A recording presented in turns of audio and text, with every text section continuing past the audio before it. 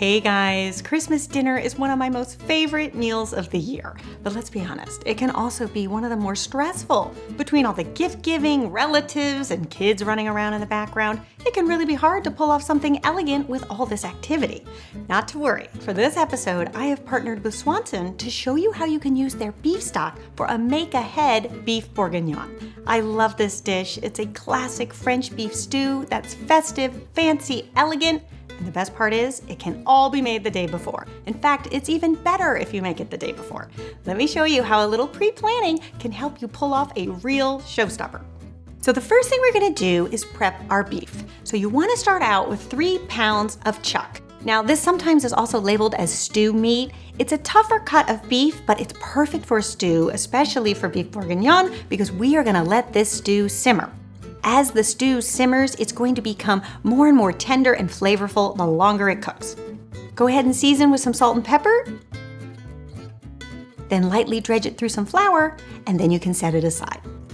Then you want to choose a Dutch oven. You want to make sure that it's something that can actually go in the oven because that's how we're ultimately going to cook our stew. So in the bottom of your Dutch oven, you're going to put a tablespoon of olive oil, and then 6 slices of bacon that has been cut into bite-sized pieces. We're gonna cook the bacon just until it's nice and crispy, and then you can strain it out with a slotted spoon, place it on a plate lined with a paper towel. Now, do not go clean out that pan. All of that bacon grease is what we are going to use to cook our vegetables in. There's a ton of flavor in that pan, so we don't wanna get rid of it. To the pan, we're gonna add a cup of diced onion, and then 2 cups of cut carrots that have been sliced on the bias. Now, this is really just for visual presentation. I think it looks prettier when your stew is done to have the carrots cut this way, and for Christmas dinner, it's worth the extra effort. So you're just gonna cook the vegetables until they're nice and tender, and then you can strain those out and transfer them to a bowl and set those aside. Now at this point, if your pan looks like it needs a little bit more oil, you can go ahead and drizzle a little bit more olive oil, and then we are going to sear our beef in stages. Searing the beef this way is a really great step because it's going to allow that beef to just lock in all that flavor and become caramelized. It will also protect the beef as it cooks in the oven, allowing it just to become tender and flavorful. It's really a great step to do. It's probably the more time-consuming step, but worth the effort. Once all of your beef is seared off, you can transfer it to a bowl and set that aside. Now again, don't wash out that pan. You've got tons of flavor in the bottom of it, and we are going to basically clean our pan by deglazing it. So at this stage, you're going to add 3 cups of red wine. Now for a beef bourguignon here in the States, I think a good one to use would be a Cotes du Rhone wine or a Pinot Noir, or even a Merlot would work too. And as that wine is simmering, you can take a wooden spoon and just kind of scrape the bottom of your pan and make sure all those delicious pan drippings are becoming incorporated with the wine. To the wine, we are going to add 3 cups of the Swanson Beef Stock. Now, I love using a stock like this, especially this time of year when making your own stock can be really time-consuming. It's a great quality stock that will give our stew a rich and meaty flavor. And if you don't drink, that's okay. You can actually leave out the wine and double the beef stock in this recipe. Because it's such a full-bodied cooking base, you'll be assured of a really delicious stew as well without the wine. Then we're going to add a 1/4 cup of tomato paste, 2 cloves of minced garlic, 2 teaspoons of dried thyme, 1 bay leaf, a teaspoon of salt, and some freshly cracked pepper to taste. Then you can go ahead and just whisk that all up until it's nice and combined. And then we are going to add back in our sauteed vegetables, our beef, and our bacon. Then we're gonna put our lid on our pot and we are gonna pop this stew in the oven at 325 for 2 hours. I know, you might be thinking, what? 2 hours? But I'm telling you, that is what is going to make this stew so succulent and delicious. Because the longer that the stew cooks in the oven, the more tender and flavorful that beef is going to be, and the richer and more delicious your sauce is going to be. Now, there is a secret benefit to this stew, and let me tell you what it is, especially around Christmas time.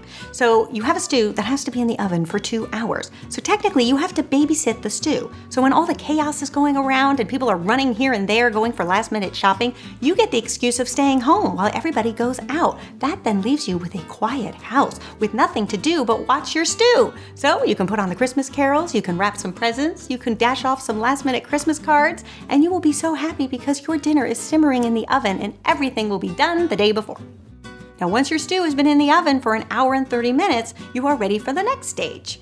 What we're gonna do is take some little white button mushrooms, and then we're just going to saute them in some melted butter until they become nice and golden brown. And then you're going to add them to the stew, drippings and all.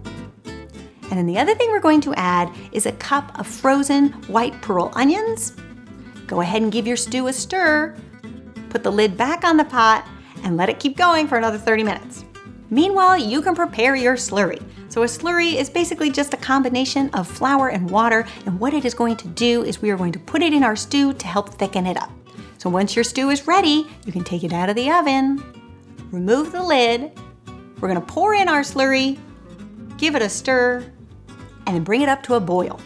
Once the stew starts to boil, we can then turn it down to a simmer, and then just continue to let it simmer until you'll feel that the stew is starting to become a little bit thicker and a little bit more velvety. And then we're gonna add a tablespoon of butter just to give it a nice smooth finish. And then at last, your stew is done. So what we're gonna do now is we're going to allow this stew to completely cool down, and then you can transfer it to an airtight container and pop in your fridge, knowing that Christmas dinner is all ready to go.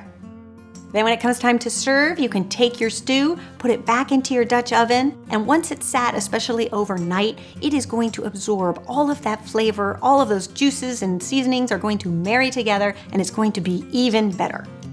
And then once it's completely warmed through, you can go ahead and ladle it out into some shallow bowls.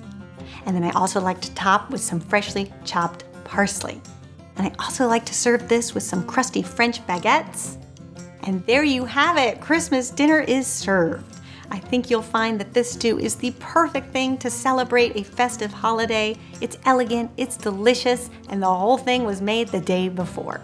I hope you guys give this one a try and let me know what you think. And for more quick and easy recipes, be sure to subscribe. You know it always makes me happy when you subscribe. And I will see you back here next time for another delicious recipe. Until then, bye.